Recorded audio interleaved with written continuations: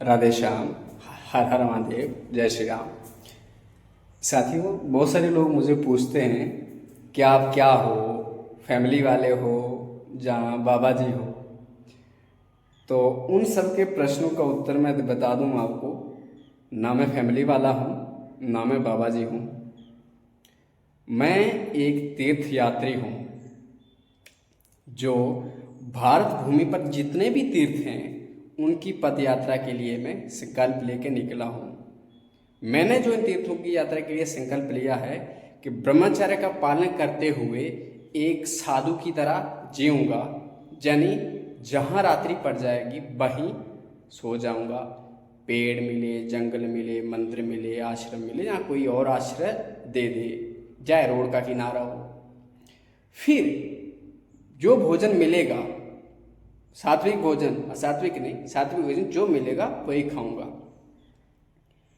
इस तरह से साधु की जीवन जीऊंगा और अपना जो भी आसन साथ में रखूंगा, बस इतना बार है, इसके सिवाय कुछ भी नहीं। मेरा जो उद्देश्य है, भारत भूमि पर जितने भी तीर्थ हैं उन सब की पदयात्रा करके उनको जानना, उनके दर्शन करना, साधु संतों के दर्शन करना और उनसे कुछ जो जूठन उनका प्रसाद मिले वो सीखना, अपने जीवन में धारण करना।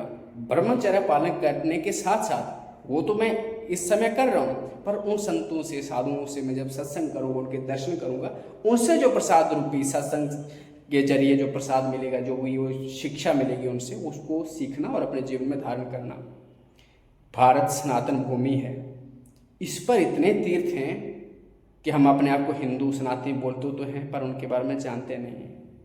और जो मेरे पूरे जीवन का लक्ष्य है, मुझे नहीं लगता कि मैं संन्यास लूँगा, और शायद मैं उस योग्य भी नहीं हूँ, पर इस सनातन संस्कृति को जानना है। और जानूंगा तो फिर आप तक तो पहुँच ही रही है, इसको जानना है। अभी तक मैं जो तीर्थ यात्रा कर चुका हूँ, लगभग 1 साल हो गया मुझे चलते हुए।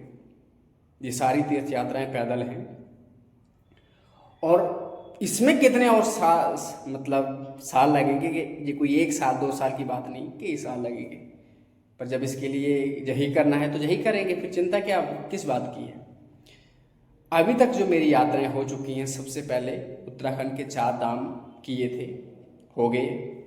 उसके बाद एक हरिद्वार से अयोध्या की यात्रा थी, वो भी हो गई। फिर अयोध्या में 3 परिक्रमाएं थी, अयोध्या 84 कोसी, 14 कोसी और 5 कोसी, वो भी हो गई। फिर अयोध्या से प्रयाग की एक यात्रा थी, वो भी हो गई। राम वन मार्ग से, जिस मार्ग से राम अयोध्या से प्रयाग वन में होते हुए आए थे, वो भी हो गई। फिर प्रयाग महाकुंभ में 1 महीना स्नान का संकल्प था, वो भी पूर्ण हो गया। फिर भारत से नेपाल की पद यात्रा थी, प्रयाग से जनकपुर की, वो भी पूरी हो गई। फिर नेपाल जनकपुर में आकर 84 कोसी परिक्रमा होती है, माध्यमिक 84 कोसी परिक्रमा करनी थी, वो भी हो गई। फिर उसके बाद नेपाल के 4 धाम की पद यात्रा थी, यानी नेपाल के जनकपुर से बारा क्षेत्रा नेपाल का पहला धाम है, दूसरा धाम है पशुपतिनाथ, तीसरा धाम है मुक्तिनाथ, और चौथा जो धाम है वो रुरु क्षेत्र है, ऋषिकेश भगवान नारायण मंदिर, वो यात्रा भी पूरी हो गई। ये तो जो यात्रा मैंने अभी तक की हैं।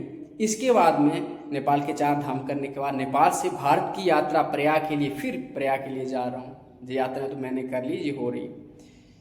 इसके बाद जैसे मैं भारत में पहुंचूंगा, जो भारत यात्रा मेरी पहली भारत यात्रा है, न जाने कितनी भारत यात्राएं होंगी, बहुत सारी हैं, समय के साथ बताता जाऊंगा। पर जो पहली भारत यात्रा है जो चल रही है, उसमें क्या होगा, भारत के 12 ज्योतिर्लिंगों की अभिषेक होगा, गंगोत्री से जल उठाकर उनका अभिषेक होगा। तो उसमें से एक ज्योतिर्लिंग केदार बाबा हो गए।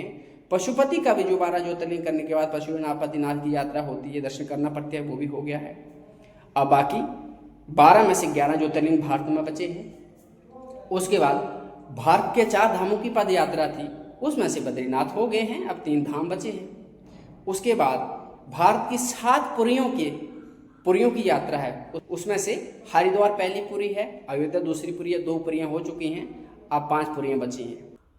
और इसके साथ ही आज भू बैकुंठ की पद यात्रा, जैसे भगवान नारायण का बैकुंठ धाम है ना, इसी तरह इस भूमि पर 8 भू बैकुंठ हैं जो नारायण के धाम हैं। जैसे भारत के उत्तराखंड में बद्रीनाथ जी, नेपाल में मुक्तिनाथ जी।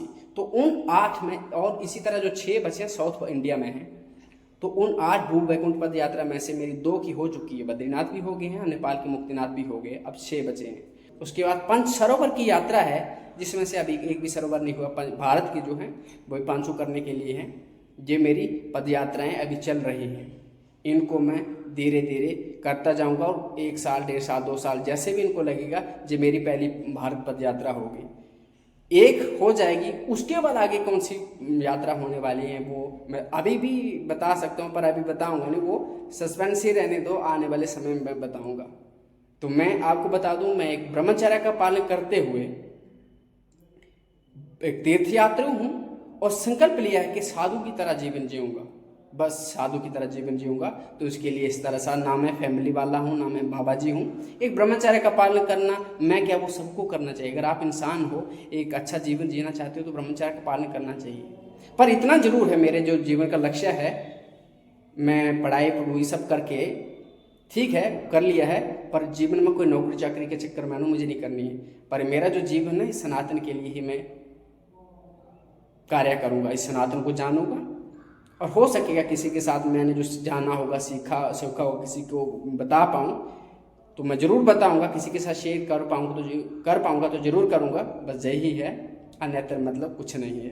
तो इस तो अगर मैं और कुछ नहीं करूँगा, इसी के लिए मैं अपना जीवन समर्पित किया है। इसको जानूँगा, जहाँ जहाँ तक संभव होगा प्रचार प्रसार करूँगा, बाकी और कुछ भी नहीं। तो मैं बता दूँ, मैं साधु नहीं हूँ, संत नहीं हूँ। और साधु संत ना, कपड़ा पहनना बहुत आसान बात है, साधु संत बनना कोई मजाक नहीं है। साधु संत बनने के लिए आपको जितेंद्रिय होना पड़ेगा, त्रिगुणातीत होना पड़ेगा, हमारी इतनी औकात है। पर साधु नहीं है ना, पर क्या साधु संतों का जो मार्ग है उस पर चल नहीं सकते? हाँ चल सकते हैं ना, प्रयास कर सकते हैं ना, तो क्यों प्रयास ना करें? अगर उनसे हम कुछ चीज़ें सीख पाएँ 2-4 और उनको जीवन में पालन कर पाएँ, तो मेरे लिए, मुझे लगता है मेरे लिए यही सार्थक है, यही काफ़ी है, और कुछ भी नहीं। तो आपका ये डाउट क्लियर हो क्या है, होना चाहिए आपके, मैं साधु भी नहीं हूँ और बाबा जी भी नहीं हूँ और फैमिली वाला भी नहीं हूँ, एक नॉर्मल आपकी तरह हूँ। राधे श्याम, हर हर महादेव।